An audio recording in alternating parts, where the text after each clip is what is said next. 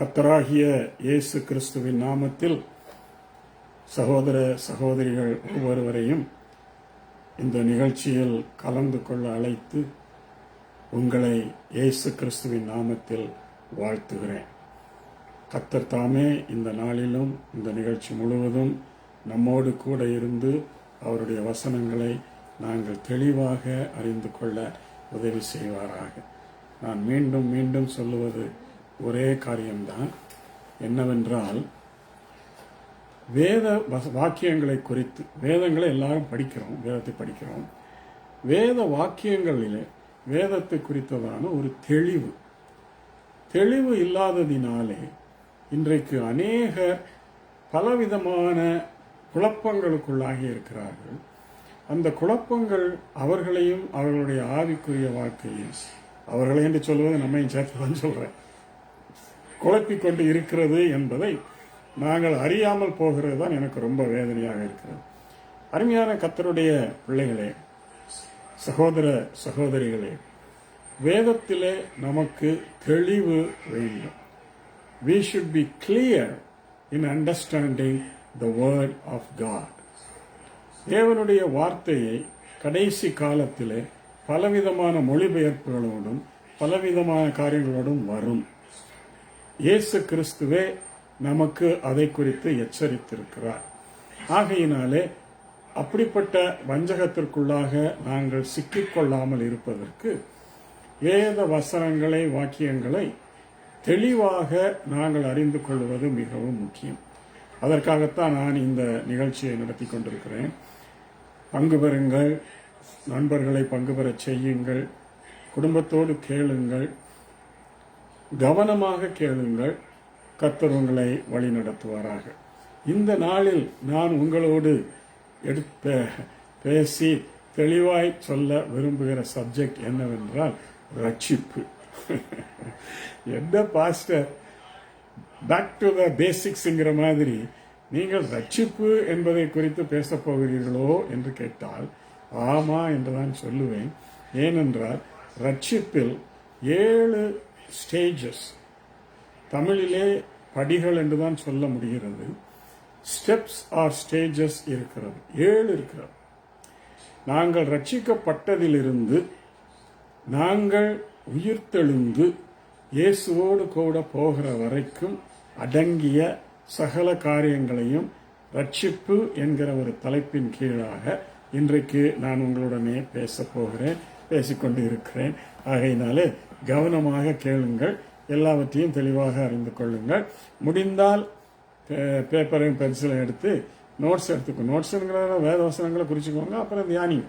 ஓகேயா? முதலாவது நான் எல்லாத்தையும் மொத்தமாக சொன்னால் உங்களுக்கு கொஞ்சம் கன்ஃபியூஷனாக இருக்கும். ஒன்னொன்னையாக சொல்கிறேன், அதனால பரவாயில்ல. we will have time to do all that. முதலாவது ரட்சிப்பில் முதலாவது கட்டம், முதலாவது ஸ்டேஜ், ஒரு மனிதன் பாவி என்பது எல்லாருக்கும் தெரியும். எல்லாரும் பாவம் செய்து ஏகமாய் கெட்டுப்போனார்கள் என்று வேதவசனம் சொல்லுகிறது. ரோமர் 3:23.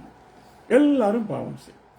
1 யோவான் 1:8-9 நாங்கள் பார்க்கிறோம், நமக்கு பாவம் இல்லை என்போமானால் நம்மை நாமே வஞ்சிக்கிறவர்களாயிருப்போம், சத்தியம் நமக்குள் இராது, நாம் பொய் சொல்லுகிறோம் என்று அர்த்தமாகிறது. நான் பாவி அல்ல, நான் நீதிமான் என்று ஒருவன் தன்னை பற்றி சொல்லுவானால் அவன் பொய் சொல்லுகிறான். ஒரே பிளாட் அடிச்சிச்சு. யூ ஆர் லையிங், பிகாஸ் நாம் எல்லாரும் பாவம் செய்து ஏகமாய் கெட்டு போனார்கள்னு வேதம் சொல்லுது. நமக்கு பாவம் இல்லை என்பதுமானால் நம்மை நாமே வஞ்சிக்கிறோம், தேவனிடத்தில் பொய் சொல்கிறோம் என்று யோவான் எழுதுகிறார். ஆக எல்லாரும் பாவிகள். ரட்சிக்கப்படுகிற வரைக்கும் எல்லாரும் பாவிகள். நீங்களும் ஒரு காலத்தில் பாவிகளாயிருந்தீர்கள், நானும் ஒரு காலத்தில் பாவியாயிருந்தேன். எல்லாரும் பாவிகள் என்று வேதம் தெளிவாக சொல்கிறது. இல்ல, தேவனால் முன்குறிக்கப்பட்டவர்கள் அப்படி கிடையாது. இந்த பாருங்க, முன்குறிப்பெல்லாம் இதுல குழப்பாதீங்க. அது வேற விஷயம். அதை நம்ம வேற இடத்துல படிப்போம், சரியா? ஆகையினால ரட்சிப்பை பற்றி மாத்திரம் இன்றைக்கு நான் உங்களுக்கு சொல்லித்தர ஆசைப்படுகிறேன். The first step, முதலாவது படி, realization அதுக்கு தமிழ்ல என்னன்னா உணர்தல். நான் பாவி என்று உணர்தல். வேதத்தில் பரிசுத்த ஆவியானவர் நம்முடைய பாவங்களை குறித்து கண்டித்து உணர்த்துவார் என்று சொல்லப்படுகிறது. ரட்சிப்பிலே பரிசுத்த ஆவியானவருடைய பங்குதான் முதல் பங்கு. அவர் நம்மை நீ பாவிடா அப்படின்னு நமக்கு சொல்றார். அதை நாங்கள் ஏற்றுக்கொள்ளக்கூடிய மனப்பாங்கு நமக்கு இருக்க வேண்டும். அப்படி நம்ம இல்லை, நான் பாவி இல்லைன்னு சொல்லிட்டீங்கன்னா அப்புறம் உங்களுக்கு ரட்சிப்பும் கிடையாது, ரட்சிப்பு உங்களுக்கு தேவையும் இல்லைங்கிற மாதிரி பரிசுத்த ஆவியானவர் உங்களோட போராட மாட்டார். அவர் நம்மை பாவி என்று கண்டித்து உணர்த்துகிறார். அவர் உணர்த்தும் பொழுது நாம் அதை உணர வேண்டும். சரியா? So realization, the first step in salvation process, we'll say it's a process, is realization. அப்படி என்றால் உணர்த்தப்படுதல், உணருதல். அப்போஸ்தலர் 2ஆம் அதிகாரம் 37ஆம் வசனத்திலே பேதுருவினுடைய வசனங்களை கேள்விப்பட்ட யாவரும் இருதயத்திலே குத்துண்டவர்களாகி என்று போடப்பட்டிருக்கிறது. குத்துண்டவர்களாகி அப்படின்னு என்ன அர்த்தம்? அதுக்கு பேர் தான் ரியலைசேஷன்.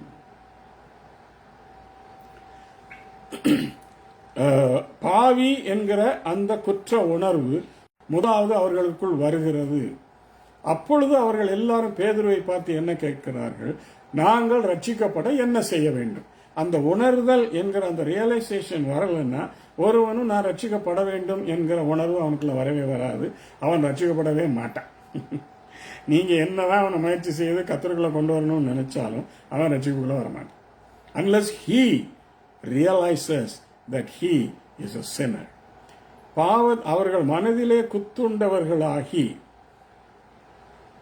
பேதுருவை நோக்கி நாங்கள் ரட்சிக்கப்பட என்ன செய்ய வேண்டும்? அப்பொழுது 38ஆம் வசனத்திலே பேதுரு சொல்கிறார், நீங்கள் எல்லாரும் மனம் திரும்பி இயேசு கிறிஸ்துவின் நாமத்தினாலே ஞான ஸ்நானம் பெறுங்கள், அப்பொழுது நீங்கள் ரட்சிக்கப்படுவீர்கள் என்று சொல்லிட்டார்.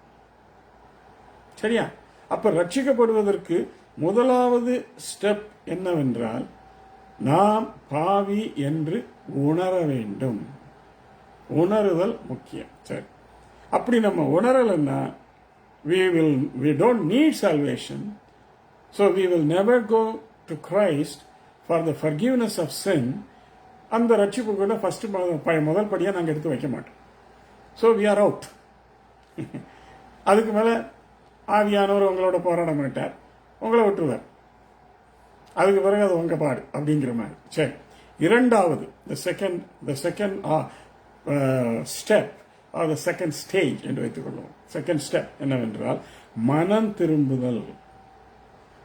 முதலாவது நான் பாவி என்று உணர்தல், இரண்டாவது அந்த பாவத்திலிருந்து நான் பாவி என்று உணர்ந்து மனம் திரும்புதல்.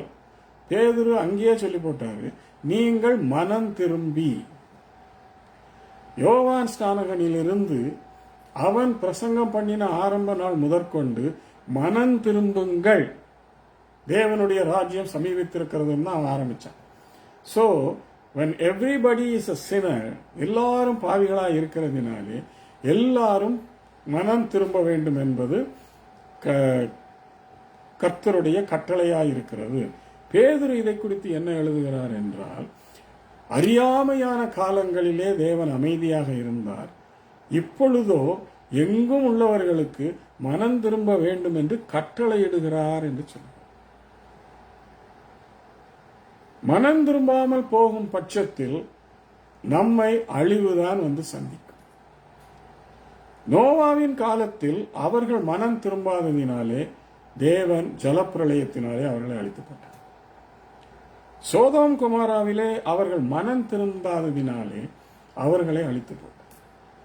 இயேசு கிறிஸ்து தன்னுடைய பிரசங்கத்தை ஆரம்பிக்கும் பொழுது அவர் ஆரம்பித்த முதலாவது சொல்லே மனம் திரும்புங்கள், பரலோக ராஜ்யம் சமீபித்திருக்கிறது என்று அவர் ஆரம்பித்தார். மனம் திரும்புங்கள், மனம் திரும்புங்கள், மனம் திரும்புங்கள்.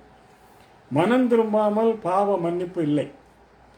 பாவத்தை இயேசு கிறிஸ்துவனிடத்திலே அறிக்கை செய்யாமல் உங்களுக்கு பாவ மன்னிப்பு கிடைக்கப் போவதும் இல்லை. ஆகையினாலே மனிதனுக்கு பாவ உணர்வு வந்த உடனே அடுத்த ஸ்டெப் அவன் என்ன செய்ய வேண்டும்? மனம் திரும்ப வேண்டும். சிலர் என்ன சொல்லுவாங்க, இயேசு கிறிஸ்துவரிடத்தில் வந்தா போதும், அவரை நோக்கி கத்தாவே கத்தாவேன்னு கூப்பிட்டா போதும், இயேசுவே எனக்கு இறங்கும் அப்படின்னு சொன்னா போதும். இப்படி எல்லாம் நீங்க கேள்விப்பட்டிருப்பீங்க. உண்மையா சொல்றேங்க, அதுல எல்லாம் ஒன்றும் நடக்காது. ஒண்ணுமே நடக்காது. நீங்க பாட்டுக்கு இருக்க வேண்டியதான். இயேசு என்ன சொல்றார்? மறுத்தப்பட்டு பாரம் சுமக்கிறவர்களே, நீங்கள் எல்லாரும் என்னிடத்திலே வாருங்கள். நீங்க பாரம் சுமக்கிறீங்க. அது என்ன பாரம்? பாவ பாரத்தை தான் சுமக்கிறார். எல்லாரும் என்ன மூட்டையா சுமந்து கொண்டிருக்கிறோம்? எல்லாரும் பாவத்தை பாரமாக சுமந்து கொண்டிருக்கிறோம். அதனாலே வருத்தப்பட்டிருக்கிறோம். அதனாலே சாபத்துக்குள்ளாயிருக்கிறோம். அதனாலே எங்களுடைய வாழ்க்கையில் பல போராட்டங்களை சந்தித்துக் கொண்டிருக்கிறோம். அப்படிப்பட்டவர்களாகிய நீங்கள் என்னிடத்தில் வாருங்கள் என்று சொல்கிறார். அவர் வாருங்கள் என்று சொல்லும் பொழுது அதற்கு அர்த்தம் என்ன? மனம் திரும்பி என்னிடத்தில் வாருங்கள். உங்கள் செய்கைகளை எல்லாம் இருக்கட்டும், உங்களாலே அதற்கு நியாயம் செய்து அல்லது அதற்கு பரிகாரம் செய்து வழிகள் கொடுத்து அதை உங்களாலே உங்களை ரட்சித்துக் கொள்ள முடியாது. ஆகையினாலே நீங்கள் இயேசு கிறிஸ்துவினிடத்திலே வந்தே ஆக வேண்டும். ஏனென்றால் அவர் எங்களுக்காக சிலுவையிலே இரத்தத்தை சிந்தி பாவ மன்னிப்பாகிய மீட்பை எங்களுக்கு உண்டு பண்ணினார் அப்படின்னு வேதம் சொல்லு. அப்ப அந்த பாவ மன்னிப்பை பெறுவதற்காக நாங்கள் இயேசு கிறிஸ்துவினிடத்திலே வந்து ஒரே ஒரு ஜெபந்தான், ஆண்டவரே நான் பாவி, என்னுடைய பாவங்களை எனக்கு மன்னியும், என்னிடத்தில் வருகிறவனை நான் புறம்பே தள்ளுவதில்லை என்று சொன்னீரே, நான் இவ்விடத்தில் உன்னிடத்திலே வருகிறேன், என்னை நீர் புறம்பே தள்ளாமல் ஏற்றுக்கொள்வீராக அப்படின்னு நீங்க ஜெபம் பண்ணீங்கன்னா போதுங்க, அவர் உங்களை ஏற்றுக்கொள்ள ஆயத்தமா இருக்கிறார். ஏன்னா உங்களுக்காக பாடுபட்டு இரத்தத்தை சிந்தி அவர் உங்களை ரட்சிப்புக்குள்ள கொண்டு வருவதற்காக ஆயத்தமா இருக்கும் பொழுது நீங்கள் வரமாட்டேங்கிறீங்களேங்கிற வேதனையில் அவர் இருக்கிறாருங்க. அதுல இன்னும் சில வசனங்களை நான் கூட சேர்த்துக்கொள்ள விரும்புகிறேன். இன்றே ரட்சணிய நாள், இது இன்றைக்கே நான் ரட்சிக்கப்படுவதற்கு நம்ம ஒப்புக் கொடுக்க வேண்டும். Don't postpone it. அது பெரிய தவறா போய் முடிஞ்சிடும். தயவு செய்து தள்ளி போடாதீங்க. தள்ளி போட்டால் சாத்தானானவன் உங்களை வழி விலக செய்து விடுவான், வேற வழிகளுக்கு உங்களை கொண்டு சென்று விடுவான். அல்ல அதெல்லாம் வேணாம் உனக்கு, நீ இந்த பாவ மன்னிப்பெல்லாம் உனக்கு வேண்டாம் அப்படின்னு சொல்லி இந்த பாவ மன்னிப்பை கத்தோலிக்கர்கள் வேற மாதிரி கொண்டு போயிட்டாங்க. இயேசு கிறிஸ்துவை தவிர பாவ மன்னிப்பு கொடுப்பதற்கு ஒருவனுக்கும் இந்த உலகத்தில் அதிகாரம் இல்லை. இயேசு கிறிஸ்து என்ன சொன்னார்? நானே வழியும் சத்தியம் ஜீவனுமாய் இருக்கிறேன், என்னை அல்லாமல் ஒருவனும் பிதாவினிடத்தில் வரான். நல்லா கவனிங்க, என்னை அல்லாமல் ஒருவனும் பிதாவினிடத்தில் வரான். அந்த பாயிண்ட் அடுத்தது வரப்போறேன், அப்போ உங்களுக்கு நல்லா புரியும். அப்போதான் உங்களுக்கு நல்லா புரியும். இரண்டாவது ரிப்பென்டன்ஸ் சொன்னேன், மனம் திரும்புதல். சரியா? மூன்றாவது, இப்ப மூணாவது ஸ்டெப்புக்கு வரும். மூன்றாவது ரிகக்னிஷன். இது எல்லாமே ஆர்ல தான் ஸ்டார்ட் பண்ணும். அதனால ஆர் 7 R's வச்சுக்கோங்க. முதல் ஆர் ரியலைசேஷன், இரண்டாவது ஆர் ரிப்பென்டன்ஸ், மூன்றாவது R recognition. What are we going to recognize? Something we have to recognize. We are sinners, we have a savior. இதை நாங்கள் ஏற்றுக்கொள்ள வேண்டும். நல்லா புரியுதா உங்களுக்கு? இதை நாங்கள் ஏற்றுக்கொள்ள வேண்டும். We need a savior and we have a savior. எங்களுக்கு ஒரு இரட்சகர் தேவைப்படுகிறது, ஒரு இரட்சகர் எங்களுக்காக இருக்கிறார். இதுதான் ரிகக்னிஷன். அந்த இரட்சகரை நீங்கள் இரட்சகராக ஏற்றுக்கொள்ள வேண்டும். இன்றைக்கும் யூதர்கள் அதிலேதான் பிரச்சனைப்பட்டு கொண்டு குழம்பிக் கொண்டு இருக்கிறார்கள். இயேசு கிறிஸ்துவை இரட்சகர் என்று ஏற்றுக்கொள்வதற்கு அவர்களுக்கு மனமில்லை. நல்லா கவனிங்க, அவர்களுக்கு மனமில்லை. ஆனா அவர்தான் இரட்சகர். அவர்களை வழிநடத்தின மோசேயே சொல்லுகிறான், எனக்கு பின் ஒருவர் தீர்க்கதரிசியை தேவன் எழுப்புவார், அவர்தான் உங்களை ரட்சிப்புகளை வழி நடத்துவார், அவர் சொல்றபடி கேளுங்க. அப்படி இருந்தும் இந்த யூதர்களை இயேசு ஏற்றுக்கொள்ள மாட்டேங்கிறாங்க. நான் சொல்றது உங்களுக்கு புரியுதா? They don't want to recognize Jesus as their savior, as the Messiah. மேசியா என்றும் ரட்சிக்கிறவர் என்றும் யூதர்கள் அவரை இன்றைய வரைக்கும் ஏற்றுக்கொள்ள மாட்டேங்கிறாங்க. அதனால அவங்க ஒருத்தர் ரட்சிக்க மாட்டேங்கிறாங்க. இதுதான் பிரச்சனை. So you have to recognize that Jesus Christ is the only savior. அவர் ரட்சிப்பை கொண்டு வருவதற்காகவே இந்த உலகத்தில் வந்தார், சிலுவையிலே மரித்தார், எல்லாருக்கும் ரட்சிப்பின் வழியை ஏற்படுத்தினார். அவரை நாங்கள் ஏற்றுக்கொள்ளாவிட்டால் நமக்கு ரட்சிப்பு எங்கிருந்து வரும்? இந்த உலகத்தில் எந்த மத தலைவர்களும் உங்களுக்கு ரட்சிப்பை கொடுக்க முடியாது. சொல்ல போனா கத்தோலிக்க சபையிலிருந்து எந்த கிறிஸ்தவ சபைகளும் உங்களுக்கு ரட்சிப்பை தர முடியாது. ரட்சிப்பை தருகிறவர் இயேசு மட்டுமே. நானே வழியும் சத்தியமும் ஜீவனுமாயிருக்கிறேன், என்னை அல்லாமல் ஒருவனும் பிதாவினிடத்தில் வரான். பிதா என்னாலே உங்களை ஏற்றுக்கொள்வார், ஏனென்றால் நான் தான் உங்களை ரட்சிக்க போறேன். அவ்வளவு தெளிவா இயேசு சொல்லிட்டாருங்க. வேதமும் அவ்வளவு தெளிவா சொல்லுது. இல்ல நாங்க சபைக்கு ஒழுங்கா போறோம், we are okay. No. ரட்சிக்கப்பட்டீங்களா? அப்புறம் ஏன் ரட்சிக்கப்பட்டீங்களான்னு கேட்கறாங்க. Because this is very important. Have you recognized Jesus Christ as your Savior and Lord? உங்கள் பாவத்தை மன்னிக்க வந்த மேசியா இயேசு என்று நீங்கள் உங்கள் இருதயத்தில் விசுவாசித்து ஏற்றுக்கொண்டிருக்கிறீர்களா? இல்லாவிட்டால் ரட்சிப்பு ரொம்ப தூரத்துக்கு போயிடும். நம்ம பாட்டுக்கு நினைச்சு கொள்ளக்கூடாது. It is not just thinking. It's a realization. It's a something which you have to understand, which you have to know, and which you have to do, and which you have to follow. இதுல வேற ஒண்ணுமே வேற சாய்ஸே கிடையாதுங்க. இதுக்கு நிறைய விளக்கங்கள் சொல்லிக்கொண்டே போகலாம். அதுக்கு இன்னொரு ஒரு அருமையான ஓமானத்தை உங்களுக்கு சொல்றேன். அது ரொம்ப இன்ட்ரெஸ்டிங்கா இருக்கு. அதில் உங்களுக்கு நல்லா புரியும் என்று நினைக்கிறேன். இந்த ரெகக்னிஷன்ங்கிற வார்த்தைக்கு அருமையான ஓமானமும் அருமையான சாட்சியம் யாருன்னா இயேசு கிறிஸ்துவோட சிலுவையில் அறையப்பட்ட கள்ளர்களில் ஒருவன். இப்ப அவன் கதையை கொஞ்சம் லேசா உங்களுக்கு சொல்லித்தானே. அப்ப அவன் how did he recognize Jesus as the Messiah அப்படிங்கறது உங்களுக்கு புரிஞ்சிடும். Let's read that a little bit. லூக்கா எழுதின சுவிசேஷம் 23ஆம் அதிகாரம். லூக்கா 23ஆம் அதிகாரத்தில் ஒரு வசனத்தை மட்டும் வாசிக்கிறோம் போதும். ஏன்னா அந்த கதையெல்லாம் உங்களுக்கு தெரியும். ஏன்னா பைபிள் படிச்சிருக்கீங்க இல்ல, தெரியும். ஓகே. இயேசு அவன் என்ன சொல்லுகிறான்? மற்றவன் அவனை நோக்கி, இந்த ஆக்கினைக்குட்பட்டவனாய் இருந்தும் தேவனுக்கு பயப்படுகிறது இல்லையோ, நாமோ நியாயப்படி தண்டிக்கப்படுகிறோம், நாம் நடப்பித்தவைகளுக்கு தக்க பலனை அடைகிறோம். ரியலைசேஷன் வருதாங்க. அதுக்கு பிறகு ரிப்பெண்டன்ஸ், மனம் திரும்புறான் பாருங்க, அடைகிறோம். இவரோ இயேசுவோ தகாதது ஒன்றையும் நடப்பிக்கவில்லையே என்று அவனை கடிந்து கொண்டு, பக்கத்தில் இருக்கிற அவன் ஃப்ரெண்டு, அவன் ஒரு திருடன், அவனை கடிந்து கொண்டு இயேசுவை நோக்கி, இந்த பக்கம் இவனை கடிந்து கொள்றான், அந்த பக்கம் இயேசுவை நோக்கி சொல்றான், ஆண்டவரே, நீர் உம்முடைய ராஜ்யத்தில் வரும் பொழுது அடியேனே நினைந்தரலும். முழு சுவிசேஷமும் இந்த ஒரு வார்த்தையில அடங்கிடுச்சுங்க. முழு சுவிசேஷம். இயேசு கிறிஸ்து ஏன் வந்தார்? மேசியாவாக வந்தார், மரிக்கிறதுக்காக, ரத்தம் சிந்துறதுக்காக வந்தார், மரிக்க போகிறார், உயிரோடு எழப்போகிறார், பரலோகத்திற்கு ஏறப்போகிறார், திரும்பியும் வரப்போகிறார். இந்த 7 காரியத்தையும் இந்த ஒரு வசனத்தில் அவன் சொல்லிவிட்டான். என்னங்க இதெல்லாம் நம்ம யோசிக்கிறதும் இல்லை, சிந்திக்கிறதும் இல்லை. அதுதாங்க நம்ம பிரச்சனை.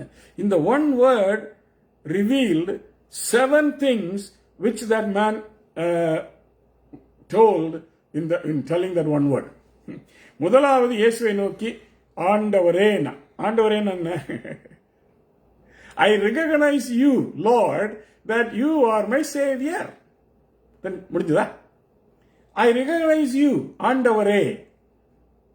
இன்னைக்கு நம்ம ரட்சிக்கவா படுங்கன்னு சொன்னா கூட ஜெபம் பண்ணும்போது அவங்களுக்கு ஆண்டவரேன்னு வரமாட்டேங்குது. அதை கூட நம்ம தான் சொல்லித்தர வேண்டியது இருக்குது. ஆனா அவன் பாருங்க எடுத்த உடனே சொல்லிட்டான், ஆண்டவரே அப்படின்னு என்ன அர்த்தம்? You are this my Xavier, I recognise you, you are my Lord, you are my Xavier அப்படின்னு ஆண்டவரேன்னு கூப்பிட்டான். Number 1 point. நம்பர் 2, ரெண்டாவது என்ன சொல்றா, நீர் உம்முடைய ராஜ்யத்தில் வரும் பொழுது, என்னங்க அவர் மரித்து உயிர்த்து திரும்பவும் 2வது வருகையிலே வந்து பூமியிலே ராஜ்யத்தை ஸ்தாபிக்க போகிறார் என்று கூட அறிந்து ஒரே வார்த்தையில சொல்றான், நீர் உம்முடைய ராஜ்யத்தில் வரும் பொழுது. ஐயா, இன்றைக்கு நீர் ரட்சகர், நீர் மரிக்க போகிறீர், உயிரோடு எழப்போகிறீர், திரும்பவும் பரலோகத்துக்கு போகிறீர், திரும்பவும் நீர் வரப்போகிறீர். அப்படி வரும் பொழுது என்னை நினைத்துக் கொள்ளும் ஐயா அப்படின்னு சொல்றான். இந்த ரியலைசேஷன் உங்கள்கிட்ட நான் ஒரு கேள்வி மாதிரி கேட்கிறேன், மேல கோச்சு கொள்ளாதீங்க. இந்த ரியலைசேஷன் ரட்சிக்கப்பட்ட உங்களுக்கு இருக்குதான்னு நீ கொஞ்சம் யோசித்து பாருங்க. இந்த ரிகக்னிஷன், இயேசுவை இவ்வாறு ரிகக்னைஸ் பண்றதுக்கு உங்களுக்கு தெரியுமா? ஆண்டவரே நீர் வரும் பொழுது அப்படிங்கிறான். முதல்ல என்ன சொல்லிட்டா, டேய் நம்மெல்லாம் நம்முடைய பாவத்துக்காக ஆக்கினைக்குள்ளாக தீர்க்கப்பட்டு அடிபடுவோம். அவர் பாரப்பா ஒரு பாவம் செய்யல, ஆக மற்றவர்களுக்காகவே அடிக்கப்பட்ட மேசியாவாகிய ஆட்டுக்குட்டிங்கிறதையும் அவன் தெரிஞ்சு வச்சிருக்கான். So recognized Jesus as the Savior and Lord and the coming King. ஒரு வார்த்தையில சொல்லிட்டான். எல்லாரும் கேட்பாங்க, அந்த கொள்ளை மட்டும் எப்படி பரலோகம் போவானா? அவன் தான் எல்லாத்தையும் சொல்லிட்டானுங்க. மனம் திரும்பிட்டான், நான் பாவின்னு உணர்ந்துட்டான், மனம் திரும்பிட்டான், இயேசு கிறிஸ்துவை ரெகனைஸ் பண்ணிட்டான், அவருடைய வருகை வரைக்கும் பேசி முடிச்சிட்டாங்க, சுவிசேஷத்தை சொல்லி முடிச்சிட்டான். அப்பொழுதுதான் இயேசு சொன்னார் அவனை பார்த்து, ஹே நீ என்னுடனே கூட பரதேசியில் இருப்பாய், இன்றைக்கு நீ என்னுடனே கூட பரதேசியில் இருப்பாய். முடிஞ்சது. You don't have to do anything else because you have done what every man and woman in this world should do for their salvation. அதை நீ ஒரு வார்த்தையில சொல்லி முடிச்சிட்டியப்பா. அப்ப நீ எவ்வளவு என்ன பறிச்சு நீ எவ்வளவு அறிஞ்சு வச்சிருக்கிற அப்படிங்கிற அர்த்தத்துல இயேசு அவனை பார்க்கிறாரு. ஏய், you are a good man. You know who I am. You know why I came. You know why I am hanging on the cross. You know why I am going to die. You know how I am going to rise up. And you know how I am going to go to heaven. And you know how I am going to come back. இதெல்லாம் உனக்கு எப்படியா தெரிஞ்சது? You are a thief. பாத்தீங்களா? இதுக்கு பேர் தான் recognition. இயேசு இதை உடனே புரிஞ்சுக்கிட்ட அவனை பார்த்து சொல்லிட்டார் ஒரே வார்த்தை. அவர் ஒரே வார்த்தையில கதை, நீ என்னுடைய கூட பரதேசில் இருப்ப, முடிஞ்சது, நீ ரட்சிக்கப்பட்ட. இதெல்லாம் சொல்ல வேண்டிய அவசியம் இல்லை. நீ ரட்சிப்பு உனக்கு கொடுத்துட்டேன், நான் தான் வழி, எல்லாம் தெரிஞ்சு போச்சு. ஒன்னும் தேவை, கம் வித் மீ. சென்ற வாரம் தான் சொன்னார், பரலோகத்துக்கு போகும்போது பிதாவானவர் வந்துட்டீங்களா அப்படின்னு கேட்டாராம். தகப்பனேன்னு இவரும் சொன்னாராம். தனியா வந்தியா கூட யாரையாவது கூட்டிகிட்டு வந்தியா அப்படின்னு கேட்டாராம். ஏன்னா பிதாவுக்கு தெரியும் இது ஒரு அதாவது ஒரு ஒப்பனை தான், இப்படிலாம் நடந்திருக்குமா அப்படின்னு சொல்லி என்ன கேள்வி கேட்காதீங்க, உங்களுக்கு உணர்த்துவதற்காக இதை சொல்றேன். அப்ப இயேசு சொன்னாராம், ஆமாண்டவரே நான் ஒருவனை கூட்டிக் கொண்டு வந்திருக்கேன். யாரவன் அப்படின்னு பிதா கேட்கிறார். அப்போ பிதா பின்னால மெதுவா ஒளிஞ்சுக்கிட்டு இருந்த இந்த திருடன் லேசா அப்படி வெளியில வந்து பிதாவை பார்க்கிறார். அப்ப இயேசு சொன்னாரு, என்னுடைய கிருபையினாலே ரட்சிக்கப்பட்டவனை கூட்டிட்டு வந்துட்டேன். ஓ, so he has become a righteous man now. Okay, allow him into paradise அப்படின்ட்டாராம். கொஞ்சம் யோசித்து பாருங்க, இதெல்லாம் நடக்குதுங்க. Jesus said, you will be with me in paradise today. Check. Recognition. Best example is the thief. Okay, on the cross. 4வது ஸ்டேஜுக்கு போவோம். 4வது stage என்னன்னா reconciliation. எல்லாம் 6 தான் பார்த்துக்கோங்க. Repentance, realization, repentance, recognition. Now the 4th stage is reconciliation. இந்த ரெக்கன்சிலியேஷன்ங்கிற வார்த்தைய அருமையான சகோதர சகோதரிகளே, அநேகமாக நூற்றாண்டு காலங்களுக்கு மேலாக ஒருவருமே இதை பத்தி பேசுறதில்லை. 1800 1900 இருந்த ஊழியக்காரர்கள் எல்லாம் இந்த ரெக்கன்சிலியேஷனை பற்றி நிறைய பேசியிருக்கிறாங்க. 20ஆம் நூற்றாண்டில் இருந்த ஊழியக்காரர்களில் பில்லி கிரஹாம் மட்டும்தான் இந்த ரெக்கன்சிலியேஷனை பற்றி பேசியிருக்கிறார். இந்த ரெக்கன்சிலியேஷனுங்கிற வார்த்தையே அநேகருக்கு தெரியாது. இப்ப நான் உங்களுக்கு சொல்லித்தரேன். ரெக்கன்சிலியேஷன் அப்படி என்றால் என்ன அர்த்தம் என்றால் ஒப்புரவாகுதல் என்று அர்த்தம். யாரோடு எதற்கு நாங்கள் ஒப்புரவாகும் என்பது வேண்டும் என்பது அடுத்த கேள்வி. ஏன் அந்த கேள்வி எழுகிறது என்றால், நாங்கள் பிதாவை விட்டு பிரிக்கப்பட்டு விட்டோம். We have been separated from God because of the sin of Adam. அவனுடைய பாவத்தினால் நாங்கள் பிதாவை விட்டு, கடவுளை விட்டுன்னு வச்சுக்கோங்க, இயேசுவை விட்டு எல்லாரையும் விட்டுதான் நாங்கள் பிரிக்கப்பட்டு விட்டோம். We are separated. We have no peace. எங்களுக்கு சிங்கள செப்பரேட் ஆயிடுச்சு. கடவுள் நம்மளை வேண்டான்ட்டார். இப்போ ரட்சிக்கப்படும் பொழுது நம்மை அவர் பிதாவோடு தேவனோடு ஒப்புரவாக்குகிறார். தன்னுடைய மாமிசத்தின் மூலமாக, அதிலே அவர் பட்ட பாடுகளின் மூலமாக ஒப்புரவாக்குகிறார். ஒப்புரவாக்குதலுக்கு பெயர்தான் reconciliation. We are reconciled back with God the Father through Jesus Christ our Lord. Okay, இதை விளக்குவதற்காக 2 கொரிந்தியர் 5ஆம் அதிகாரத்தை நாம் எடுத்துக்கொள்வோம்.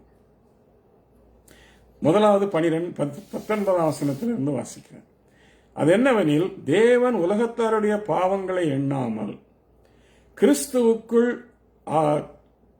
அவர்களை தமக்கு ஒப்புரவாக்கி, கிறிஸ்துவுக்குள் தமக்குள் அவர்களை ஒப்புரவாக்கி, ஒப்புரவாக்குதலின் உபதேசத்தை எங்களிடத்தில் ஒப்புவித்தார் என்று பவுல் சொல்கிறார்.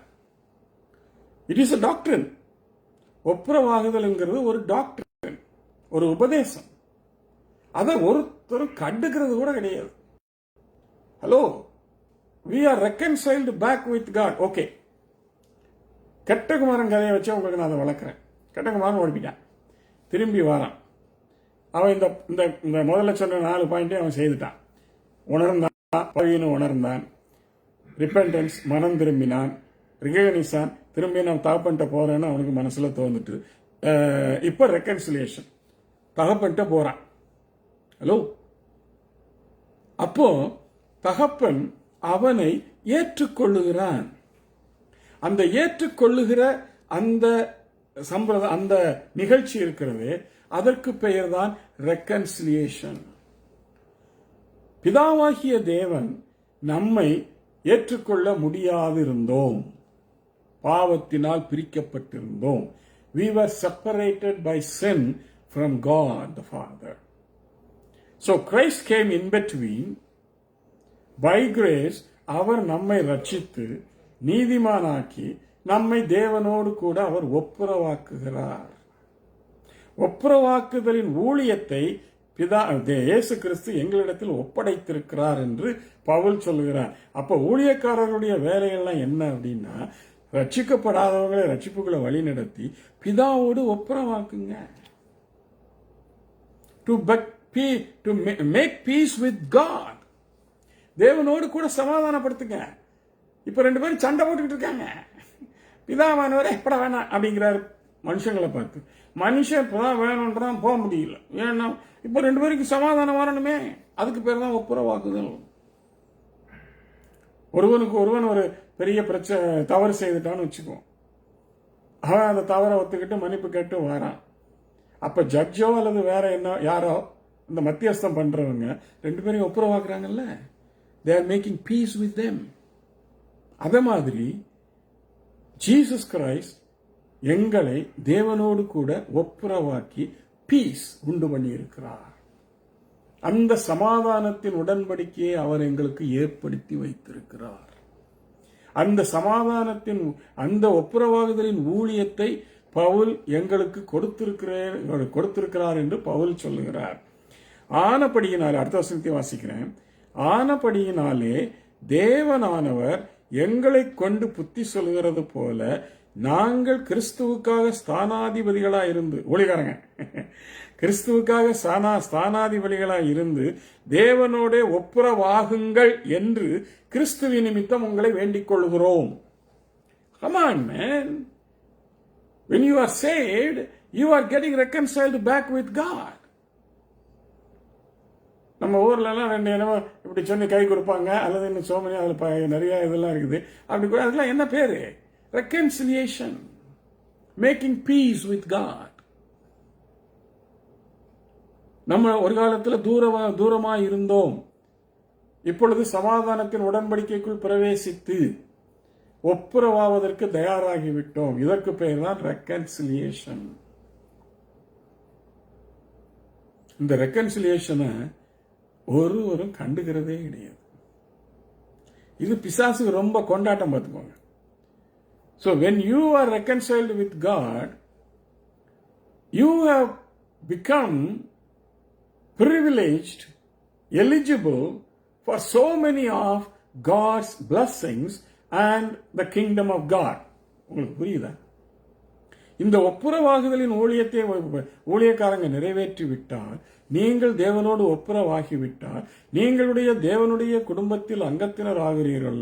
அங்க ஸ்டார்ட் ஆகி அவருடைய எல்லா ஆசீர்வாதங்களுக்கும் அவருடைய நன்மைகளுக்கும் நீங்கள் சுதந்திரவாளிகளும் பாத்திரவான்களுமாய் ஆகிறீர்கள்.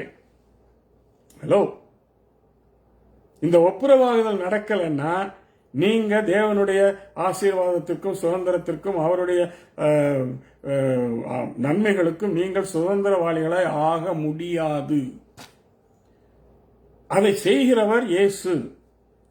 அதை செய்யும்படி வழிநடத்த வேண்டியது ஊழியக்காரருடைய பொறுப்பு. அதை ஏற்றுக்கொண்டு தேவனோடு ஒப்புரவாகுதலை, மேக் பீஸ் வித் காட், அவரோடு ஒப்புரவாகுதல் உங்களுடைய பொறுப்பு. இதுல எல்லாருடைய பொறுப்பும் அடங்கி இருக்கிறது. That is called reconciliation. Very important in salvation process. Very, very important. It's the middle of the salvation process. இதுக்கு பிறகு நீங்க தேவனுடைய பிள்ளைகளாகி, அதுக்கு பிறகுதாங்க நீங்க ராஜாக்கள், ஆசாரியர்கள், இதெல்லாம் அதுக்கு பிறகு. First you become reconciled with God. என்னங்க தான் அடிப்படை. சரி, இப்போ நீங்க ரெக்கன்சிலியேஷன் பண்ணிட்டீங்க. அடுத்த ஸ்டெப் அல்லது அடுத்த படி அல்லது அடுத்த ஸ்டேஜ் என்று வைத்துக் கொள்வோம். அடுத்த ஸ்டேஜ் என்னன்னா, அதுவும் 6ல தான் ஆரம்பிக்குது. அது என்ன 6 என்று கேட்டால், ரிஃபர்மேஷன். ரிஃபர்மேஷன், நீங்கள் சீர்திருத்தம் அடைய வேண்டும். ரட்சிக்கப்பட்ட ஒவ்வொருவரும் சீர்திருத்தம் அடைய வேண்டும். வேதம் சொல்லுகிறது, நான் சொல்லல. நான் சொல்றதுக்கு யாருங்க? வேதம் சொல்றதை நான் உங்களுக்கு சொல்லித்தரேன், அவ்வளவுதான். நீங்கள் சீர்திருத்தம் அடைய வேண்டும். இதற்கு நான் ஒரு வசனத்தை வாசிக்கிறேன், கேளுங்கள். எபேசியரின் புஸ்தகம் 4ஆம் அதிகாரம் 11 - 13 வசனங்கள் வரை. எபேசியர் 4, 11 - 13 வரை. மேலும் நாம் அனைவரும் தேவனுடைய குமாரனை பற்றும் விசுவாசத்திலும் அறிவிலும் ஒருமைப்பட்டவர்கள் ஆகி, ஸ்டெப்ஸ் எல்லாம் வருதா? ஆகி கிறிஸ்துவினுடைய நிறைவான வளர்ச்சியின் அளவுக்கு தக்க பூரண புருஷர் ஆகும் வரைக்கும். கிறிஸ்துவினுடைய நிறைவான வளர்ச்சியின் அளவுக்கு தக்கதாக பூரண புருஷர் ஆகும் வரைக்கும் பரிசுத்தவான்கள் சீர் பொருந்தும் பொருட்டு. நீங்க இப்ப ரட்சிக்கப்பட்டீங்க, பரிசுத்தவான்கள் ஆயிட்டீங்க. பவுல் சொல்றாரு, எல்லாம் ரோமர்ல இருந்து ஆரம்பிச்சு எல்லா சபையை பார்த்தாலும் செயின்ஸ் இந்த சர்ச்னு போட்டார். பரிசுத்தவான்கள் ஆயிட்டீங்க. Very good, very good, very good development. Once you are sinners, now you are saints. ஒரு காலத்தில் நீங்கள் பாவிகளா இருந்தீர்கள், இப்பொழுது நீங்கள் பரிசுத்தவான்களாக மாறிவிட்டீர்கள். செயின்ஸ் ஆயிட்டீங்க. அது செயின்ஸ் சொன்னாலும் எல்லாருக்கும் ரொம்ப பிடிக்கும். Very good saints. You have become saints. To the saints in the church of Rome, to the saints in the church of Corinth. அப்படிதான் பவுல் எழுதுறாருங்க. சோ நீங்கள் பரிசுத்தவான்கள், அவர்கள் சீர் பொருந்தும் பொருட்டு, to be reformed, reformation. ரட்சிக்கப்பட்டு அங்கே நிக்காதீங்க. That's not enough. That's not good. You will get into trap. You might fall away. You will get into a lot of problems. சீர் பொருந்தும் பொருட்டு சுவிசேஷ ஊழியத்தின் வேலைக்காகவும் நீங்கள் சீர் பொருந்தும் பொருட்டு, பரிசுத்தவான்கள் சீர் பொருந்தும் பொருட்டு, கிறிஸ்துவின் சரீரமாகிய சபையானது பக்தி விரித்து அடைவதற்காகவும். இந்த பாருங்க, கிறிஸ்துவின் சபையே சரீரமாகிய சபையே பக்தி விரித்து அடைவதற்காகவும் அப்படின்னு சொல்லிட்டு பவுல் எழுதுகிறார். சிலரை அப்போஸ்தலராகவும், சிலரை தீர்க்கதரிசிகளாகவும், சிலரை சுவிசேஷகர்களாகவும், சிலரை மேய்ப்பர்களாகவும், போதகர்களாகவும் ஏற்படுத்தினார். எவ்வளவு அருமையா இருப்பாங்க. யார் சீர்படும்படி? ரட்சிக்கப்பட்டு நம்ம சீர்படும்படி, நம்ம ரிஃபார்ம் அடையணும். Reformation is a process.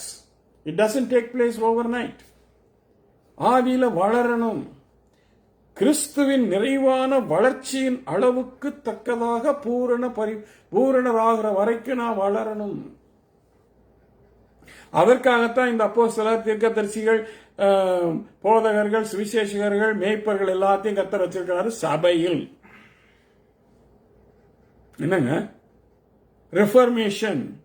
Reformation is a stage by stage process. It doesn't take place overnight.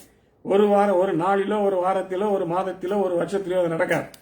நீங்க என்னைக்கு ரட்சிக்கப்பட்டீங்களோ அன்னையிலிருந்து நீங்க மரிக்கிற வரைக்கும் ரெஃபர்மேஷன் ஆகிக்கிட்டே தான் இருக்கணும், வளர்ந்து கொண்டே தான் இருக்கணும், ஆவியில வளர்ந்து கொண்டு போகணும். Step by step. கிறிஸ்துவின் நிறைவான வளர்ச்சிக்கு ஈக்குவலா கிறிஸ்து எப்படிப்பட்டவர் என்கிற அந்த ஸ்டேஜை நீங்கள் அடைய வேண்டும். இது இட்ஸ் a processங்க. இதைத்தான் ரட்சிப்பில 5வது படி என்று நாங்கள் சொல்லுகிறோம். சீர்பொருந்தும் பொருட்டு, பரிசுத்தவான்கள் சீர்பொருந்தும் பொருட்டு. அப்படிப்பட்ட ஒரு சூழ்நிலையை நாங்கள் மறந்துவிட்டு, இதற்காக ஆண்டவர் இவ்வளவு ஊழியங்களை சபையிலே வைத்திருக்கும் பொழுது அதையும் நாங்க கண்டுக்காம நாங்க போவோம். we are satisfied, we are saved, we are going to heaven. All right, you are going to go to heaven. I am not saying no. ஆனா நீங்க பரலோகத்துக்கு போய் அங்க இயேசுவுக்கு அவருடைய வளர்ச்சிக்கு நிகரா உங்களால நிக்க முடியுமா? Can you? ஒவ்வொருத்தருடைய வளர்ச்சிக்கு தகுந்த மாதிரி அவர் உங்களுக்கு பலனை கொடுக்கிறேன் என்று சொல்லுகிறார். அவனுடைய கிரியைகளுக்கு தக்கதான பலன் என்னோடு வருகிறது என்று சொல்கிறார். இதுல இன்னொரு வேடிக்கையான இல்ல, ஒரு அருமையான காரியம் என்னவென்றால், பரலோக ராஜ்யத்தில் அநேக வாசஸ்தலங்கள் உண்டா. அதை நான் சுருக்கமா சொல்லிடுறேன். அங்க அரண்மனையும் உண்டு, குடிசையும் உண்டு. ஹலோ, பரலோகத்துல குடிசை இருக்குதா பாஸ்டர்? ஆமா, குடிசைனா நம்ம இங்க ஊர்ல போடுற தென்னங்கீத்து குடிசையும் கிடையாது, பனங்கீத்து குடிசையும் கிடையாது. அது ஒரு சின்ன கூடாரம். ரட்சிக்கப்பட்டவங்க எல்லாருக்கும் அந்த மாதிரி ஒரு கூடாரம் டெஃபினிட் கண்டிப்பா கிடைக்கும். ஏன்னா நீங்க பரலோகத்துக்குள்ள போயிட்டீங்க, அந்த பரலோக ராஜ்யத்துக்குள்ள இருக்கிறீங்க. So you will get something. ஒரு நீங்க ஒரு 10 பேரை கிறிஸ்துவுக்குள்ள கொண்டு வந்துட்டீங்கன்னு வைங்க. இல்லைன்னா போதும், உங்க குடும்பத்தினரை நீங்க கிறிஸ்துவுக்குள்ள கொண்டு வந்துட்டீங்கன்னு வைங்க. ஏங்க, நீங்க தனியாள்னா உங்களுக்கு அந்த சிறிய கூடாரம் போதும். உங்களோட உங்க குடும்பத்தில் 5 பேருன்னு வச்சுக்கோ. இப்போ 5 பேருன்னா உங்களுக்கு அட்லீஸ்ட் ஒரு 3 பெட்ரூம் ஹவுஸ் வேண்டாம்? என்னங்க, அங்க அப்படிப்பட்ட ஒரு ஹவுஸும் உண்டு. நீங்க ஒரு 5 பேரை கூட்டிட்டு போங்க, அங்க அந்த வீடு உங்களுக்கு தருவார். ஒரு ஆள் எதுக்குங்க அந்த வீடு? பாருங்க எப்படி பாஸ்டர். இந்த பாருங்க, இதெல்லாம் நான் யோசிச்சிருக்கிறேன், தியானிச்சிருக்கிறேன், ஆண்டவர்கிட்ட கேட்டிருக்கிறேன். ஆண்டவர் எனக்கு சொல்லி கொடுத்ததை உங்களுக்கு நான் சொல்லித்தரேன். பெரிய வீடு வேணும், 5 பெட்ரூம் ஹவுஸ் வேணும், 7 பெட்ரூம் ஹவுஸ் வேணும், ஒரு குட்டி அரண்மனையா இருந்தா நல்லா இருக்கும். அப்ப நீங்க என்ன செய்யணும்? குடும்பத்தினர் எத்தனை பேர், உற்றார் உறவினர் எத்தனை பேர், ஒரு 50 பேரை கூட்டிகிட்டு போங்க. ஒரு 50 பேரை கூட்டிகிட்டு போனீங்கன்னா 50 பேரையும் அகாமடேட் பண்ணுறதுக்கு ஒரு பெரிய வீட்டை தருவாருங்க. Maybe 10 bedrooms. நீங்கள் தனியாக போனீங்கன்னா உங்களுக்கு எதுக்கு பெட்ரூம், 10 பெட்ரூம் அப்பார்ட்மெண்ட்டு? அங்கே போய் உட்காந்துக்கிட்டு எல்லாரும் பார்த்து பராமப்படுறதுக்கா? No. So what is the other alternative? You have to bring everybody to Christ. நீங்கள் உங்களுடைய குடும்பத்தை ஆதாயப்படுத்தி இயேசுவிடத்தில் கொண்டு வர வேண்டும். அந்த கடமை உங்களுடையது.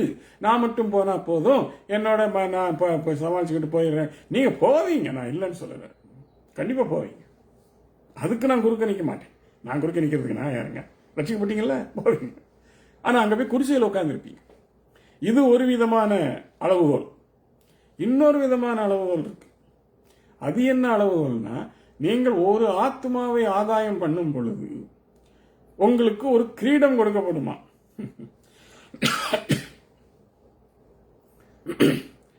அந்த கிரீடம் ஆத்ம ஆதாயம் செய்கிற ஒவ்வொருவருக்கும் உண்டுங்க. நீங்க ஆத்ம ஆதாயமே செய்யலன்னு வச்சுக்கோங்க. 20 வருஷமா கிறிஸ்தவங்களா இருந்தீங்க, 20 வருஷமா இப்ப சபைக்கு போனீங்க, 20 வருஷமா தினம் ஒவ்வொரு வாரமும் போனீங்க, 20 × 52 4 10 1040 தடவை சபைக்கு போயிருக்கிறீங்க. 1040 தடவை. ஆனா சிங்கிள். நீங்க மட்டும் போவீங்க, நீங்க மட்டும் வருவீங்க, அடுத்த வாரம் நீங்க மட்டும் போவீங்க, வந்துவீங்க. 1040 தடவை நீங்க சபைக்கு போய் ஒரு ஆத்மாவை கூட நீங்க கூட்டிட்டு போகலன்னா அதுல என்னங்க பிரயோஜனம் இருக்கு? என்ன கிரியை செய்தீங்க? உங்களை ரட்சித்து அவர் எதுக்கு வச்சிருக்கிறார் இந்த உலகத்துல? 10 பேரை ரட்சிப்புகளை கொண்டு வாங்க. ஒரு ஆத்துமாவை குறித்தும் வேதம் என்ன சொல்லுகிறது? பரலோகத்தில் மிகுந்த சந்தோஷம் உண்டாயிருக்கும், தேவ தூதர்கள் மத்தியிலே சந்தோஷம் உண்டாயிருக்கும், உங்களுடைய கிரீடத்திலே ஒரு முத்து டான் அப்படி என்று அங்க இயேசு பதிச்சிருவார். நீங்கள் 2 ஆத்மாவை ஆதாயம் பண்ணினால் 2 முத்துக்கள்.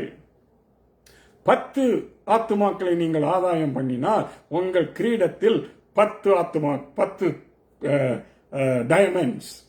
100 டயமண்ட்ஸ். 1000 கிரீடத்தில் இடமே இல்லை. அது வேண்டாமா உங்களுக்கு? அங்கே வித்தியாசம் உண்டு.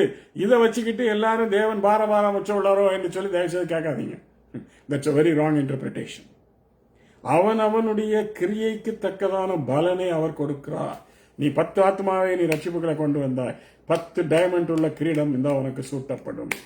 ஒரே ஒரு கைதட்டுவார்னு வச்சுக்கோமே, உடனே ஒரு தூதன் எடுத்துட்டு வருவான். உங்களுக்கான தூதன் உங்களை கொண்டு வந்து எல்லார் மத்தியிலையும் அப்படின்னு உங்களை கிரீடத்தில் சூடுவான். நீங்க மட்டும் தனியா போனீங்கன்னா எல்லாத்தையும் பார்த்து நீங்க பராமப்பட்டுக்கிட்டா, ஐயோ எனக்கு கிரீடத்துல டைமண்ட் இல்லையேன்னு நீங்க மற்றவங்களை பார்த்து பொறாமப்படுறதாங்க மிச்சம். தேவையா உங்களுக்கு? ஆத்ம ஆதாயம் பண்ணுங்க. ஆத்மா ஒன்றும் ரட்சிக்காமல் வெட்கத்தோடே ஆண்டவா வேறும் கையனாக உண்மை கண்டு கொள்ளல் ஆகுமோ? ஆத்மா ஒன்றும் ரட்சிக்காம வெறும் கையனாக பரலோகத்தில் போய் இயேசுவை தரிசிச்சிங்கன்னா உங்களுக்கு என்னத்தங்க அவர் கொடுப்பாரு? கிரீடம் உங்களுக்கு கிடைக்குமா? கிரீடம் வேணுமா? ஆத்ம ஆதாயம் பண்ணு. ஓகேயா? வளருங்க. அந்த கிரீடத்தை பவுல் சொல்லுகிறார், என்னுடைய ஓட்டத்தை நான் ஓடினேன், முடித்தேன், விசுவாசத்தை காத்துக்கொண்டேன், எனக்காக ஜீவ கிரீடம் காத்துக்கொண்டிருக்கிறது அப்படின்னு சொல்றாரு பவுல். வெளிப்படுத்தின விசேஷத்துல என்ன சொல்றாங்க? கர்த்தருடைய நாமத்தினாலே அநேகரை ஆத்மாதாயம் பண்ணினவர்களுக்கு என்று ஜீவ கிரீடம் காத்துக்கொண்டிருக்கிறது. கிரீடம் இருக்குதுங்க உங்களுக்கும் எனக்கும். அந்த கிரீடத்தில் எத்தனை முத்துக்கள் இருக்கு முக்கியம். பில்லிகிராம்கிட்ட கேட்டா அவர் கிரீடத்தில் மில்லியன் சோல்ஸ் வச்சா மில்லியன் முத்துக்களையா வைக்க முடியும்? அவர் இது வேற ஏதாவது ஒரு விலையேற பெற்ற கல்லை வச்சு அவருக்கு கிரீடம் கொடுப்பார். ரெஃபர்மேஷன், சீர்திருந்தும் பொருட்டு. இதெல்லாம் சீர்திருந்துறதுல வருது. இயேசு கிறிஸ்துவினுடைய நிறைவான வளர்ச்சிக்கு அளவுக்கு தக்கதாக பரிபூரண புருஷராகும்படிக்கு உங்களுக்கு அப்போஸ்தலர்களை கொடுத்திருக்காரு, தீர்க்கதரிசிகளை கொடுத்திருக்காரு, போதகர்களை கொடுத்திருக்காரு, சுவிசேஷர்களை கொடுத்திருக்காரு, மேய்ப்பர்களை கொடுத்திருக்கிறாரு. எதுக்குங்க அப்ப அவங்க எல்லாம் வேஸ்டா? ஆண்டவர் இவங்களெல்லாம் கொடுத்து உங்களை சும்மா உட்கார வச்சுட்டு இருக்கிறது, வேடிக்கை பார்க்கறதுக்கு? நோ. சரி, 5 முடிஞ்சது. ரெஃபர்மேஷன். 6வது ரீஜெனரேஷன் அல்லது ரீக்ரியேஷன் என்று சொல்லலாம். 2 ஒண்ணுதான். 2 ஒண்ணு கொஞ்சம் வித்தியாசம் இருக்கு. அதைத்தான் நான் இப்ப உங்களுக்கு சொல்ல போறேன். ஒண்ணுக்கு பேரு ரீக்ரியேஷன், இன்னொன்னுக்கு பேரு ரீஜெனரேஷன். இதுக்கு முதலாவது ரீக்ரியேஷன் எடுப்போம், புது சிருஷ்டியை எடுப்போம். புது சிருஷ்டியை பற்றி பவுல் கொரிந்தியருக்கு எழுதும் பொழுது என்ன சொல்கிறார்? கொரிந்தியர் 2 கொரிந்தியர் 5ஆம் அதிகாரத்தில் இப்பொழுது 17, 16, 17 வசனங்களை வாசிப்போம். 17 வாசிப்போம் போதும். அதுக்கு மேல உங்களுக்கு எல்லாம் தெரியும். இப்படி இருக்க ஒருவன் கிறிஸ்துவுக்குள் இருந்தால், கிறிஸ்துவுக்குள் ஒருவன் இருந்தால், நீங்க கிறிஸ்துவுக்குள்ள இருக்கிறீங்க தானே? அதை உறுதிப்படுத்திக் கொண்டீங்க தானே? ரட்சிக்கப்பட்டீங்க தானே? பாவம் கழுவப்பட்டது தானே? கிறிஸ்துவின் குடும்பத்தில் நீங்க ஒன்னு ஆயிட்டீங்க தானே? அப்படி இருந்தால் புது சிருஷ்டியாய் இருக்கிறான். You are a new creation. பழையவைகள் ஒளிந்து போயின, எல்லாம் புதிதாயின. பழையவைகள் எல்லாம் ஒளிஞ்சு போச்சு, எல்லாம் புதுசு. இதுக்கு பேரு recreation. 6th stage in the process of salvation. இப்படின்னா என்ன அர்த்தம்? பழைய பாவங்கள், பழைய செயல்கள், பழைய கிரியைகள், பழைய கோபங்கள், பழைய பொறாமைகள், பழைய வைத்தறிச்சல்கள் ஒன்றும் இனி உங்களுடைய இருதயத்திலும் சிந்தனையிலும் இருக்கக்கூடாது. அதுக்கு பேர் தான் ரீக்ரியேஷன். ரீஜெனரேஷன் அப்படிங்கிறதுக்கும் பைபிள்ல வசனங்கள் இருக்குது. யோவான் 3ஆம் அதிகாரம் 3 முதல் 5 வசனத்தை வாசிப்போம். What is regeneration? ரீஜெனரேஷன் என்றால் யோவான் 3ஆம் அதிகாரம் 3லிருந்து 5 வசனங்களை வாசிக்கிறேன், கேளுங்கள். That is called regeneration. மறுபடியும் ஜெனிப்பிக்கப்பட்டிருக்கிறோம். சும்மா நம்ம ஈஸியா சொல்லுறோம், மறுபடியும் பிறந்து விட்டோம். கரெக்ட் தான். ஆனால் ஜெனிப்பிக்கப்பட்டிருக்கிறோம்ங்கிற வார்த்தை நல்ல வார்த்தை இல்ல? சரி, இயேசு அவனுக்கு பிரதியுத்தரமாக 3ஆம் அதிகாரம் 3ஆம் வசனம், ஒருவன் மறுபடியும் பிறவாவிட்டால், அதாவது நீங்க முதல்ல இந்த ப்ராசஸ் எல்லாம் நீங்க செய்யலன்னா தேவனுடைய ராஜ்யத்தை காணவே மாட்டான்னு அடிச்சிட்டார். மெய்யாகவே மெய்யாகவே உங்களுக்கு சொல்கிறேன். அடுத்தது என்ன சொன்னாரு 5ஆம் வசனத்துல? ஒருவன் ஜலத்தினாலும் ஆவியினாலும் பிறவாவிட்டார். அப்ப இந்த ஜலத்தினால பிறக்கிறது என்னன்னு உங்களுக்கு ஓரளவுக்கு நீங்க வச்சிருப்பீங்கன்னு நினைக்கிறேன். அதுக்கு பேரு தண்ணீரின் ஞான ஸ்நானம். ஏன் பாஸ்டர் தண்ணீர்ல ஞான ஸ்நானம் எடுக்கணும்? இது என்ன சடங்காச்சாரமா இல்ல பரிகாரமா? இல்லை. இன்னைக்குதான் நான் ஒருவரோட பேசிக்கொண்டிருக்கும் பொழுது அந்த பாஸ்டர் இதை கேட்ட உடனே கொஞ்சம் ஆடி போயிட்டாரு. என்ன தெரியுமா? You are a walking dead man அப்படின்னு சொன்ன. நீங்கள் பாவ மனுஷனை தூக்கி சுமந்து கொண்டு இந்த உலகத்திலே வாழ்ந்து கொண்டு இருக்கிறீர்கள். ஏனென்றால் வேதம் சொல்லுகிறது பாவ மனுஷன் செத்துட்டான். ஆனால் அந்த பாவ மனுஷனை நீங்கள் சுமந்து கொண்டு இந்த உலகத்தில் திரிஞ்சு கொண்டு இருக்கிறீங்க. இயேசு ஏன் இந்த ஞான ஸ்நானத்தை கொண்டு வந்தார் என்றால், இந்த பாவ மனுஷனை கொண்டு போய் மண்ணுக்கு கீழே புதைச்சி அவனை அடக்கம் பண்ண வேண்டும்.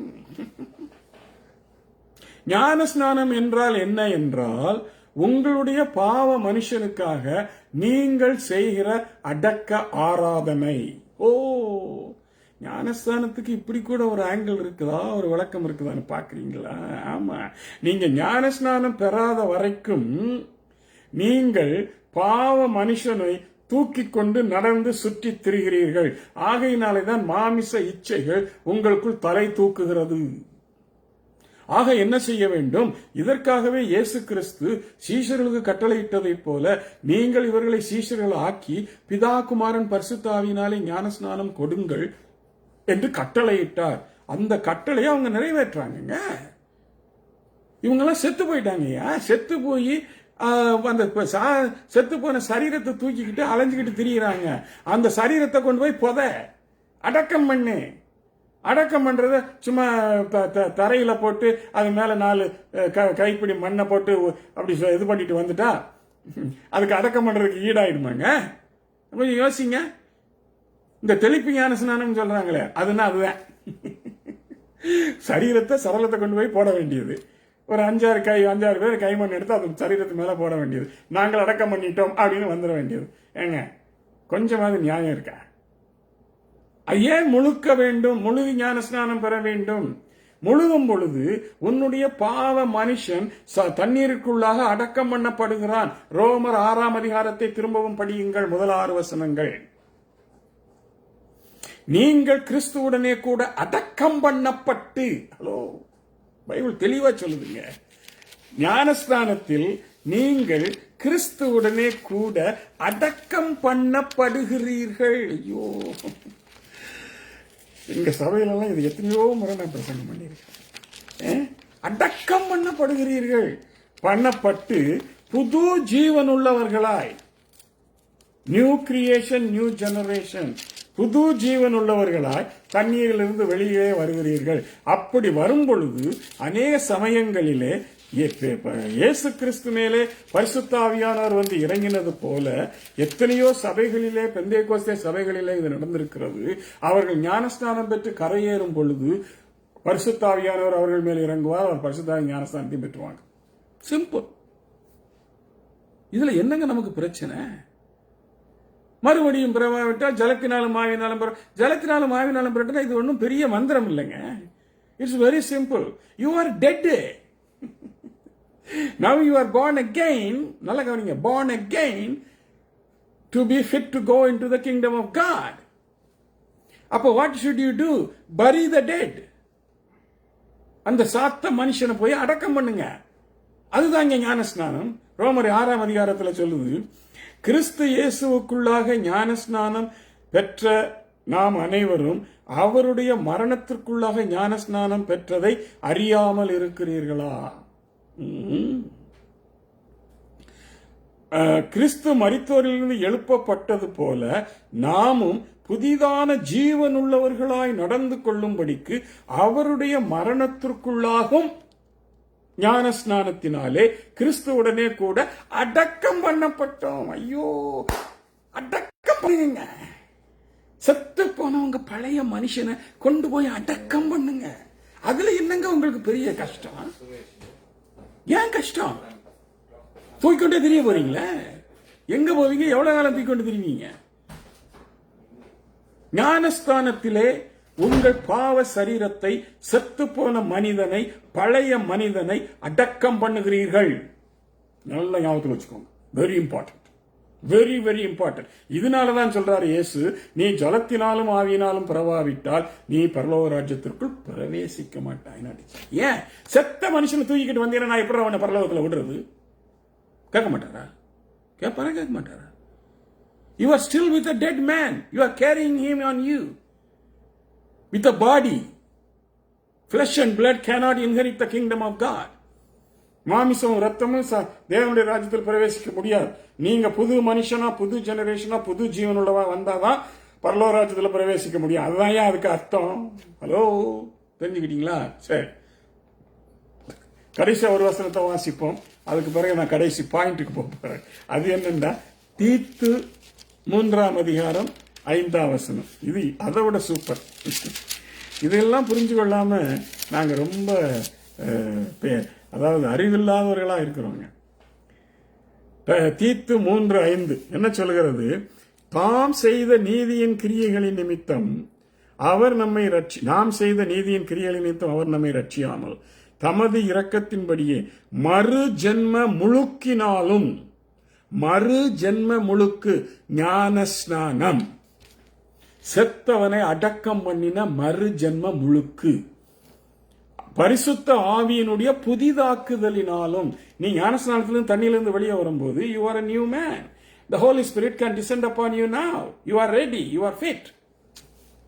பரிசுத்த ஆவியினாலும் புதிதாக்குதலினாலும் நம்மை ரட்சித்தார். இங்க ஒரு ரட்சிப்பு வருது பாத்தீங்களா? நம்மை ரட்சித்தார். 6வது ஸ்டேஜ். இந்த வசனத்தெல்லாம் நல்ல தியானம் பண்ணுங்க. கடைசிக்கு வருவோம். 7வது வசனம், 7வது stage, final stage. Final stage, 7வது ஸ்டேஜ் என்னன்னா ரிசரக்ஷன். திரும்ப ஒரு இடம் நான் வேகமாக அதை சொல்லிட்டு போயிடுறேன். 7 ஸ்டேஜ். 1 ரியலைசேஷன், 2வது ரிப்பென்டன்ஸ், 3வது ரிகக்னிஷன், 4வது ரெக்கன்சிலியேஷன், 5வது ரெஃபர்மேஷன், 6வது ரீக்ரியேஷன் அண்ட் ரீஜெனரேஷன், 7வது ரிசரக்ஷன். இப்ப இங்க தாங்க உங்களுடைய ரட்சிப்பு முடிவடையுது.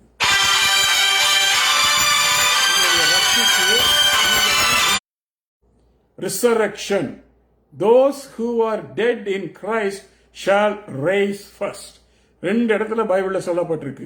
1 தெசலோனிக்கேயர் 4ஆம் அதிகாரம் 16ஆம் 17ஆம் வசனம், 1 கொரிந்தியர் 15ஆம் அதிகாரம் 51ஆம் வசனத்திலிருந்து. சுருக்கமா சொல்லிட்டு போறேன். Who are dead in Christ. கிறிஸ்துவுக்குள் மரித்தவர்கள் முதலாவது எழுந்திருப்பார்கள். You should die in Christ. நான் மேல சொன்ன பாருங்க 6-7 காரியம். இவை எல்லாத்தையும் நீங்கள் நிறைவேற்றி கிறிஸ்துவுக்குள் நீங்கள் மரித்தால் கிறிஸ்துவுக்குள் மரித்தவர்கள் முதலாவது எழுந்திருப்பார்கள். உலகத்துல 8 மில்லியன் பில்லியன் ஆட்கள் இருந்து செத்துட்டாங்க. ஆனா கிறிஸ்துவுக்குள் மரித்தவங்க மில்லியன் கணக்கு கூட இருக்காது. அவர்கள் மாத்திரம் உயிர்த்தெழுவார்கள். இதற்கு முதலாம் உயிர்த்தெழுதல் என்று பெயர். அவர்கள் இயேசுவோடு போவார்கள், இயேசுவை சந்திப்பார்கள் நடுவானத்தில். சரியா? உயிர்த்தெழுதல் வரைக்கும் உங்களுடைய ரட்சிப்பை நீங்கள் காத்துக்கொள்ள வேண்டும். சும்மா ஒன்ஸ் சேவ்டு ஃபார் எவர், நான் ரட்சிக்கப்பட்டேன் அதனால என்ன ஆனாலும் பரவாயில்ல, என்ன பாவம் செய்தாலும் பரவாயில்ல, நான் பரலோகம் போயிடுவேன். கஷ்டங்க. நான் உங்களுக்கு உறுதி தர மாட்டேன், உத்தரவாதம் தர மாட்டேன். பைபிளும் உங்களுக்கு உத்தரவாதம் தரதா ஜாக்கிரதையா இருக்கும். Resurrection is important. கிறிஸ்துவுக்குள் மரித்தவர்கள். ஒருவேளை இயேசு கிறிஸ்துவனுடைய வருகை தாமதமாயிடுச்சுன்னா நீங்கள் கிறிஸ்துவுக்குள் மரித்திருந்தால் மட்டுமே நீங்கள் உயிர்த்தெழுவீர்கள். இல்லாவிட்டால் நீங்கள் உயிர்த்தெழ மாட்டீர்கள். எப்போ உயிர்த்தெழுவீர்கள்? நியாய தீர்ப்பு நாளிலே உயிர்த்தெழுவீர்கள். எப்பயோ ஒரு நாள் நம்ம உயிர்த்தெழுந்துதான் ஆகணும். அந்த நாள் வரைக்கும் நீங்க காத்துக்கிட்டு இருக்கணும். இப்போ உயிர்த்தெழ மாட்டீங்க. இயேசு கிறிஸ்து வரும்போது நீங்க போகவே மாட்டீங்க. ஏங்க எதுக்குங்க இதையெல்லாம் போட்டு சீரியஸா எடுக்காம ரொம்ப இது பண்ணிட்டு இருக்கிறீங்க? அதே மாதிரி 1 கொரிந்தியர் 15ஆம் அதிகாரத்திலையும் இதையே இயேசு சொல்லுகிறார். என்னது அழிவுள்ளதாகிய இது எக்காலம் தொனிக்கும். 52ஆம் வசனம், 1 கொரிந்தியர் 15:52. எக்காலம் தொனிக்கும், அப்பொழுது மரித்தோர் அழிவில்லாதவர்களாய் எழுந்திருப்பார்கள், நாமும் மறுரூபமாக்கப்படுவோம். மரித்தவர்கள், கிறிஸ்துவுக்குள் மரித்தவர்கள் முதலாவது எழுந்திருப்பார்கள். நாம் உயிரோடு இருப்போமானால் மறுரூபமாக்கப்படுவோம். இந்த மறுரூபமாக்கப்படுவதற்குத்தான் நீங்கள் பரிசுத்த ஆவியின் அபிஷேகத்தை பெற்றிருக்க வேண்டும். ஏனென்றால் ரோமர் 8ஆம் அதிகாரம் 11ஆம் வசனம் இவ்வாறாக சொல்லுகிறது. ரோமர் 8ஆம் அதிகாரம் 11ஆம் வசனம், இயேசுவை மரித்தோரிலிருந்து எழுப்பினவருடைய ஆவி உங்களுக்குள் வாசமாய் இருந்தால், கிறிஸ்துவை மரித்தோரிலிருந்து எழுப்பினவர் உங்களில் வாசமாயிருக்கிற தம்முடைய ஆவியினாலே சாவுக்கு ஏதுவான உங்கள் சரீரத்தை உயிர்ப்பிப்பார். இந்த பாருங்க, you have to die once and மாம்சா பிறந்த யாவரும் ஒரு முறை மரிப்பதும் பின்பு நியாய தீர்ப்பு அடைவது நியமிக்கப்பட்டிருக்கு. மரிச்சுதாங்க ஆகணும். ஆனால் இயேசு கிறிஸ்துவனுடைய வருகையின் போது நாங்கள் உயிரோடு இருந்தால் நாங்கள் மறுரூபமாகி எடுத்துக்கொள்ளப்படுவோம். அப்படி நீங்கள் மறுரூபமாகி எடுத்துக்கொள்ளப்பட வேண்டுமானால் அருமையான சகோதர சகோதரிகளே, பரிசுத்த ஆவியின் அபிஷேகத்தை பெற்றுக்கொள்ளுங்கள். இல்லாவிட்டால் விடப்பட்டு போவீர்கள். 10 கன்னிகைகளுடைய ஓமானத்தை படித்து பாருங்கள். 50-50 தான் சான்ஸ். நீங்க விடப்பட்டு போனீங்கன்னா யாரும் பொறுப்பு இல்லை, நீங்களே தான் பொறுப்பு. ஏன்? பரிசுத்தாவின் அபிஷேகம் எனக்கு வேண்டாம், அது அந்நிய பாஷையெல்லாம் பேச மாட்டேன், அது வேண்டாம், இது வேண்டாம். என்னத்துக்குங்க? அப்ப பரலோகத்துக்கு இது மறுரூபமாகியும் போக மாட்டாங்க. ஏன்னா மறுரூபம் ஆவதற்கு பரிசுத்தாவியானவர் தேவை. இயேசு கிறிஸ்துவின் சரீரம் கல்லறையில் வைக்கப்பட்டது, அது அடக்கம் பண்ணப்படவில்லை. 3 நாள் கழித்து பரிசுத்த ஆவியானவர் அவரை உயிரோடு எடுத்து அவரை மறுரூபம் ஆக்கினார். ஆக சரீரம் காணாமல் போயிடுச்சு. உங்க சரீரம் காணாமல் போகணுமா? பரிசுத்தாவின் அபிஷேகத்தை பெற்றுக்கோங்க. அப்ப நீங்க மறுரூபமாகி போயிடுவீங்க. இல்லைன்னா திரும்ப நீங்க இந்த உலகத்துல இருந்து எல்லாரும் மரிக்கிறதை போல நீங்களும் மரித்து எல்லாரும் உயிர்த்தெழுகிற அந்த நாளிலே மார்த்தாள் சொன்னது போல உயிர்த்தெழும் நாளிலே அவர்களோடு கூட நீங்களும் உயிரோடு எழுவீர்கள். அது வரைக்கும் நீங்க இங்கதான் இருப்பீங்க. சும்மா இயேசு வரும்போது நான் போயிடுவேன் மறுரூபமாகி போயிடுவேன், ஒரு சனப்பொழுதுல போயிடுவேன். ஐயா பரிசுத்தாவின் அபிஷேகம் பெற்றுக்கிறியா? போவ. பரிசுத்தாவின் அபிஷேகம் பெறலையா? நீ போக மாட்டேன். ரட்சிப்பு பூரணம் அடைகிறது உயிர்த்தெழுதலை. ஒன்று, கிறிஸ்துவுக்குள் நீ மரித்து போயிருக்க வேண்டும். நீ உயிரோடு இருந்தாய் என்றால் ரட்சிப்பின் நிறைவேறுதலாக பரிசுத்தாவி ஜலத்தினாலும் ஆவியினாலும் நீ பிறந்திருக்க வேண்டும். இயேசு கிறிஸ்துவை உயிரோடு எழுப்பின பரிசுத்த ஆவியானவர் நமக்குள்ளும் வாசம் பண்ணினால் நம்மையும் மறுரூபமாக்கி இயேசு கிறிஸ்துவோடு கூட அனுப்பிவிடுவார். இல்லாவிட்டால் நீங்கள் சரீர மரணம் அடைந்தே ஆக வேண்டும். ஏனென்றால் இந்த சரீரம் மாமிசத்துக்குரிய மரணத்திற்குரிய சரீரம். இந்த சரீரத்தோடு நாங்கள் பரலோகத்துக்கு போக முடியாது. அதை மறுரூபமாகி ஆவிக்குரிய சரீரமாக மாற்றப்பட வேண்டுமானால் பரிசுத்த ஆவியின் அபிஷேகத்தை பெற்றிருக்க வேண்டும். இல்லாவிட்டால் விடப்பட்டு போவீர்கள். ஜாக்கிரதையாக இருந்து கொள்ளுங்கள். அங்குதான் உங்களுடைய ரட்சிப்பு பரிபூரணம் அடைகிறது. அதுக்கு முன்னால நீங்க செத்து போயிட்டீங்கன்னா இட் இஸ் ஓகே. நீங்க ரட்சிக்கப்பட்டீங்க, கிறிஸ்துவுக்குள்ள சாகுறீங்க, உயிர் தொழ போறீங்க, நீங்க அவரோட போறீங்க. That's okay, fine. ஆனா உயிரோடு இருந்து இயேசு கிறிஸ்துவின் வருகையின் சமயத்தில் நீங்கள் உயிரோடு இருப்பீர்களானால், உங்கள் சாவுக்கு ஏதுவான சரீரம் மறுரூபம் அடைய வேண்டுமானால் பரிசுத்த ஆவியின் அபிஷேகம் உங்களுக்கு கண்டிப்பாக தேவை. இல்லாவிட்டால் மறுரூபம் அடைந்து போக மாட்டீர்கள். மற்ற எல்லா வேத போதனைகளும் வீண். தயவு செய்து ரட்சிப்பை பரிபூரணப்படுத்திக் கொள்ளுங்கள். கர்த்தர் உங்களை வழிநடத்துவாராக. ஜெபிப்போம். அன்பின் பிதாவே, இந்த நாளிலும் இந்த வசனங்களை உங்களுடைய பிள்ளைகளுக்கு நான் தெரிவித்தேன். தேவரீர் நீர் அவர்களை பொறுப்படுத்திக் கொள்வீராக, அவர்களை வழி நடத்துவீராக, காத்துக் கொள்வீராக.